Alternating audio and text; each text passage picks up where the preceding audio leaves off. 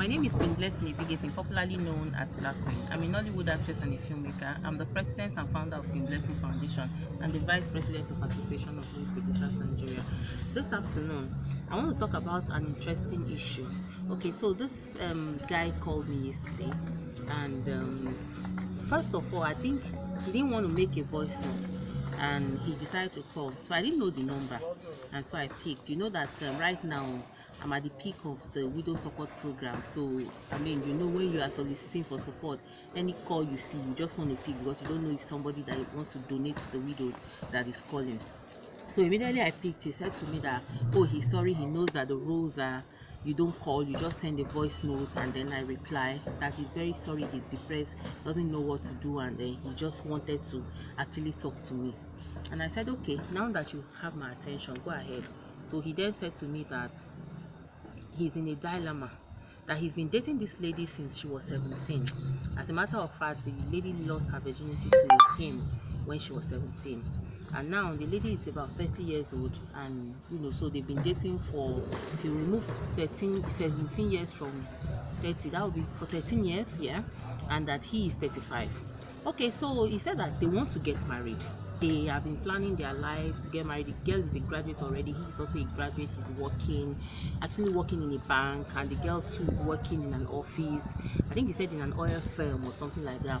And that they want to settle down. But you know,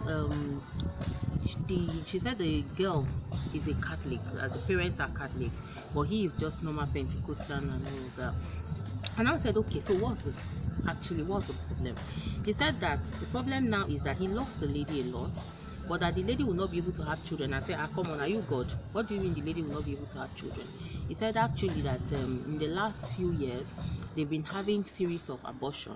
That anytime the girl gets pregnant, she will have an abortion. Anytime you get pregnant, that I think in a particular, about 2 years ago, the doctor warned them that the lady's womb was getting weak, and that that he would not encourage any more abortion, that the lady should do family planning. But the lady refused because he felt that family planning makes you get big, makes you big, kind of, so that he won't do it, that she won't do it. So they started trying to calculate when the girl will get pregnant and when she can't get pregnant. And I asked him, I said, look, why didn't you just use protection when you know that this is an issue? He said that, you know, I should understand. I said, okay, so that it won't be like I'm making him ashamed of himself. I decided not to go there. So I said, okay, continue. So he went on. So he said, now the problem now is that last year the girl got pregnant, and he then said to the girl, you know what the doctor said? He said that if you get pregnant again, there shouldn't be an abortion because your tummy is your womb is getting weaker and all that. So the girl said that, well, that this should be the last one they should do, since they are already getting almost ready to get married. They've been able to put monies together for wedding and all of that. And that the girl decided not to go to that doctor that they used to use him. She went to another doctor, and you know that other doctor does not know her history, and the doctor did the D&C. Now her womb is damaged. According to him, that they did series of checkup, that she was bleeding actually. So they did some series of checkup, and they said that her womb was badly damaged and the abortion was badly done, and that her how will I speak this English? Her chances of giving birth in the future is 5%. So, and that he's been worried, and so the mother then decided they cannot get married. And that, what do I advise? That he doesn't know what to do. And I said, number one, he was asking that if he leaves the lady, if he decides to marry somebody else, that the mother has actually chosen another woman that he will marry. That if he leaves this girl and marry that other woman, would he be doing something bad? And I asked him, I said, ask yourself the same question. Now, forget that you are the man. Now, put yourself in that girl's shoes. See that you are the one that is the girl, and the girl is the man. A man does this, both of you were enjoying yourselves, you got yourself pregnant, series of pregnancies, you were doing abortion here and there, and then finally the womb is damaged, and they say that there's a possibility of you not having children again, and then the man decides to leave you. How would you feel? Would you feel hurt? Would you feel that he has done something bad to you? Would you even feel? I said, so won't you feel bad? Won't you be so mad that you can even go to the extent of killing the person? He kept quiet and he took a deep breath. I could feel it. I then said to him, I said, look, let me tell you one thing.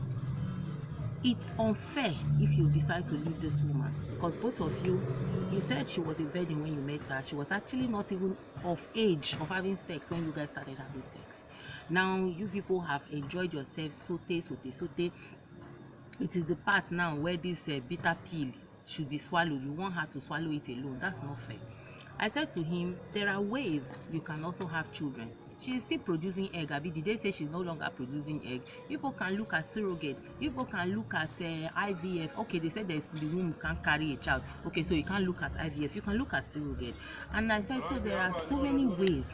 I said, your own case now is even good. You at least know the problem. So you won't even have to go into marriage and start waiting for 15 years, 20 years to have children normally. Immediately you get married, just start saving up, get somebody to do surrogate for you. It's her egg, it's your sperm, and it's your child. The only thing is that she won't be the one carrying it in her womb. He said yes, that he knows all that, and that the problem is the mother now. I said, okay, so what is your mother saying? He said that the mother does not want the girl anymore. I said, did she give you a reason why she doesn't want the girl? He said no. I said, okay, did you tell your mother, is there any point in time that your mother liked this girl? He said yes, so that the mother has always liked the girl, has always wanted him to marry the girl. That, as a matter of fact, the mother's mother, that's the girl's mother and his mother became friends, because when they saw that their relationship was heading that way. I said, okay, so now she doesn't want again. Did you by any chance tell her that this lady's womb has been badly damaged? He said yes. I said, you see, immediately you heard that this lady's womb was damaged, you made up your mind not to be with this woman again because you want children and you want it the normal way. I said, if not, you would never have told your mom that her womb is damaged and she can't have children normally anymore. For you to go and tell your mom is because you are looking for who to hang that responsibility of pushing the lady away. You does not want to marry this lady anymore. That is why you told your mom, so that your mom will do your dirty work for you, because you are looking for her. Now you are telling me your mom does not want. How? This is a woman that, according to you, loved this lady from beginning, now doesn't want her anymore because you told your mother that she doesn't have. Do you think that me as a woman now, I will allow my son to marry a girl that does not have a womb? Of course I won't. Any mother that is in her right senses would not. So you should never have told your mother what was happening. Now you are telling me you don't want to disobey your mom. Let me tell you, I would not pray that my child disobeys me, but in this regard, in this case, you wanted your mom to do your dirty job. That's why you told your mom. And so that's what I told him. And I told him, I said, look, let me tell you, when God starts punishing people, people wonder why God is punishing them. It's things like this. Sometimes you even forget. You know, then talk saying a person way pack shit, now they remember the smell. Because person way shit and don't shit, it don't go. Do you understand? And so if you leave this lady now, do you know what the lives you want to destroy? A man from nowhere that has arranged his life and that decide to get married will now be so unfortunate to marry a woman that he might not even know the history, because the girl might not tell him the history of her problem, and then they will now start disturbing pastors here and there, disturbing Imam, disturbing Babalawo for a child, and then they will start disturbing their old mothers in the village that they are the witches that is holding their child. They will start running here and there, helter-skelter, creating problem when they are supposed to be enjoying, because of the problem you and that girl have created. Don't you know that you are in the best position to handle this problem? Now you cause them, so now they enjoy since, so we could swallow the bitter pill together. So I told him, I said, look, what I'm telling you might not be what you want to hear, but it's the truth. I will be a witch to tell you to leave the girl. Then the girl will now start perambulating everywhere, and they will now go and hang her life on an unfortunate person that will be so unfortunate enough to fall into that nonsense. So I told him, I said, look, my candid advice is that you marry this girl. And I said no, and that he blamed the girl for everything, that he was not the one that was telling the girl to do abortion, that the girl said because she's Catholic, if she's pregnant before marriage, they will not wed them and she must do wedding. I said, so when you know that was it, you people did the first abortion, you know that is the same condition she will give you the second. You got her pregnant the second time. People did second abortion, third abortion, fourth abortion, fifth abortion. If the girl does not have sense, don't you have sense? You are the man in the picture. You should have used your sense to talk to the girl to make sure that she does what is right. Good afternoon. She does what is right. So what are we talking about here? So don't bring your mother into this issue. This is why a lot of people see mother-in-laws as witches. Do you understand? It's because of some boys, some people like you.